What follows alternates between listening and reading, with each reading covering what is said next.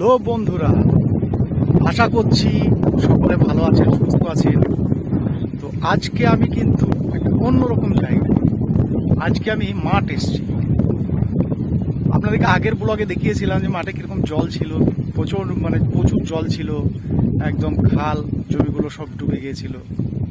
তা কিন্তু সব ক্ষেত্রে কিন্তু খারাপের পরেই ভালো আসে। তাই আজকে দেখুন সেই ধানগুলোর কি অবস্থা, যেগুলো ডুবে গিয়েছিল। কত সুন্দর, দেখুন কত সুন্দর ধান হয়েছে।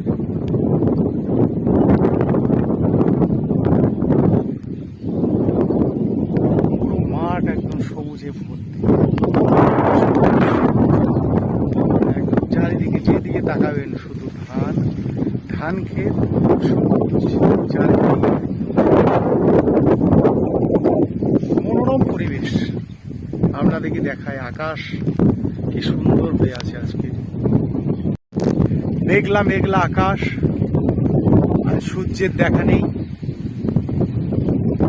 আজকে সুন্দর একটা পরিবেশ পূর্ণ হয়েছে মাঠটা।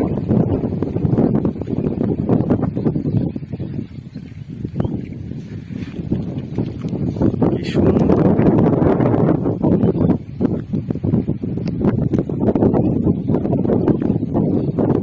কি সুন্দর হাওয়া দিচ্ছে।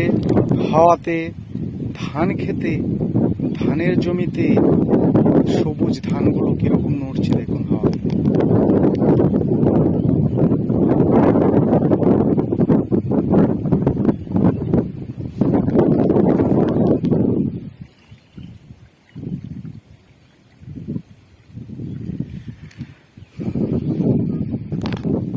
বন্ধুরা, মাঠে কিন্তু প্রচুর ঘাস হয়েছে জমিতে, তা সেই ঘাসগুলো পরিষ্কার করতে হবে। ধান পোতার পরে 20-25 দিন পরে কিন্তু ধান খেতে ঘাস হয়, সেই ঘাসগুলোকে পরিষ্কার করে তখন জোড়া দিতে হয় ধানে। আপনারা যদি আমার ব্লগে কন্টিনিউ থাকেন, এই ধান কীভাবে বড় হচ্ছে, কাটা হচ্ছে, টোটালি দেখতে পাবেন। কিছুদিন পর পর দেখতে পাবেন। তো আজকে খুবই ভালো লাগছে দিনটা, খুব সুন্দর একটা দিন, মেঘলা মেঘলা আবহাওয়া, আর কি সুন্দর হাওয়া বইছে। মাঠে এলাম অনেক দিন পরে, খুবই ভালো লাগছে।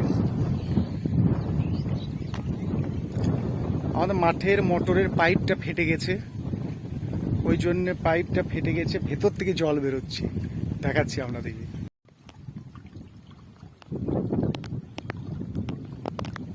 দেখছেন, ভেতর থেকে জল বেরোচ্ছে, এখানটায় কোথাও ফেটে গেছে, ভেতর থেকে জল বেরোচ্ছে। এখানে জল নেই, ভেতর থেকে জল বেরোচ্ছে, দেখতে পাচ্ছেন।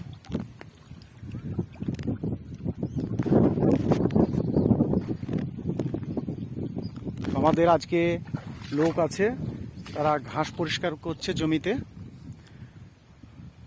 চলুন দেখাই, জমির ঘাস পরিষ্কার করা হচ্ছে।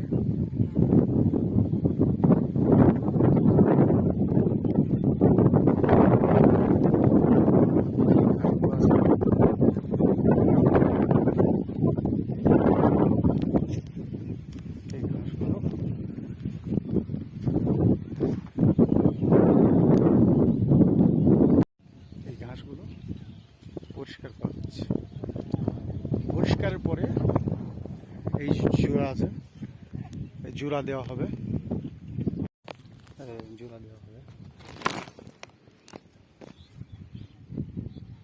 এই জোড়া এই জমিতে ছেটানো হবে।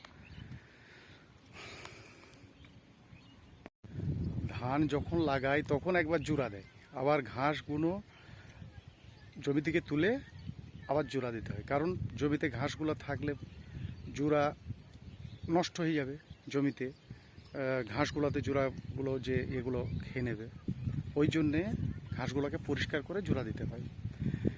জোড়া মানে কিন্তু বুঝতেই পারছেন, বিষ, কেমিক্যাল, ধানে পোকা না লাগার বিষ, এইসব দিতে হয়।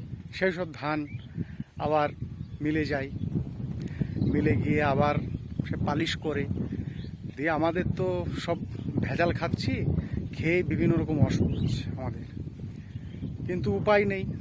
এখন যা মানে অবস্থা, আগে তো মোটামুটি আজ থেকে 15 বছর 10 বছর 15 বছর আগে এত জোড়া বিষ লাগতো না ধানে, কিন্তু এখন পোকার এত অত্যাচার, 3-4 রকম পোকা, একবার স্প্রে, এরপর আবার স্প্রে করতে হবে, যেটা মেজিরা ধসা লাগা বলছে, তারপর আবার চোষক পোকা যদি আসে তার স্প্রে, বুঝতে পারছেন।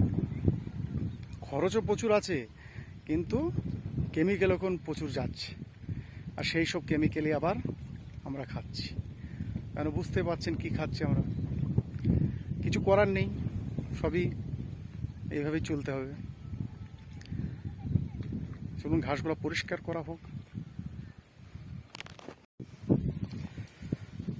বন্ধুরা, এখন জোড়া ছেটানোর কাজ চলছে জমিতে। জোড়া ছেটাচ্ছে, যে জোড়াটা আপনাদেরকে দেখিয়েছিলাম সেই জোড়াটা এখন ছড়ানো হচ্ছে জমিতে।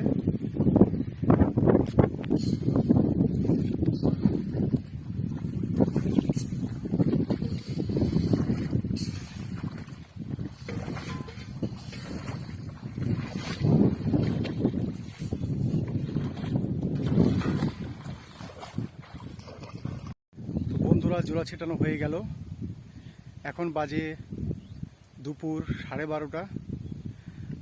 তবুও আজকের আবহাওয়াটা খুবই ভালো, মাঠে এখনও সেরকম রোদ নেই, তবে এবার রোদ উঠবে। বন্ধুরা, মাঠের কাজ এই পর্যন্ত ছিল, হয়ে গেল। তো বন্ধুরা, আমাদের চ্যানেলে থাকবেন। এই চ্যানেলে কিন্তু আপনারা এই মাঠের এই জমির যে জোড়া ছিটানো হলো, স্প্রে করা থেকে একবার ধান কাটা অবধি আপনাদেরকে দেখানো হবে। তো যদি ইন্টারেস্টেড থাকেন তো অবশ্যই আমাদের চ্যানেলটাকে সাবস্ক্রাইব করবেন। আর আমাদের চ্যানেলে প্রচুর নতুন নতুন ব্লগ আসে, নতুন নতুন ভিডিও। আমাদের চ্যানেলটাকে অবশ্যই সাবস্ক্রাইব করে নেবেন, আর চ্যানেলটাকে একটা লাইক করে দেবেন প্লিজ, আমাদের মোটিভেশনটা বাড়ানোর জন্য। আর আপনাদের বন্ধু বান্ধবদেরকে একটু ভিডিওগুলো শেয়ার করে দেবেন। তো বন্ধুরা, বাড়ি যাই। হ্যাঁ, ওটা বাঁধিয়ে দাও।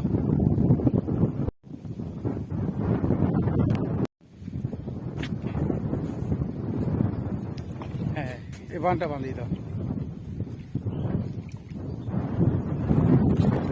আমাদের জমিতে জল হয়ে গেছে, ওই জন্য এটা বাঁধ দেওয়া হচ্ছে, যাতে জল দরকার নেই।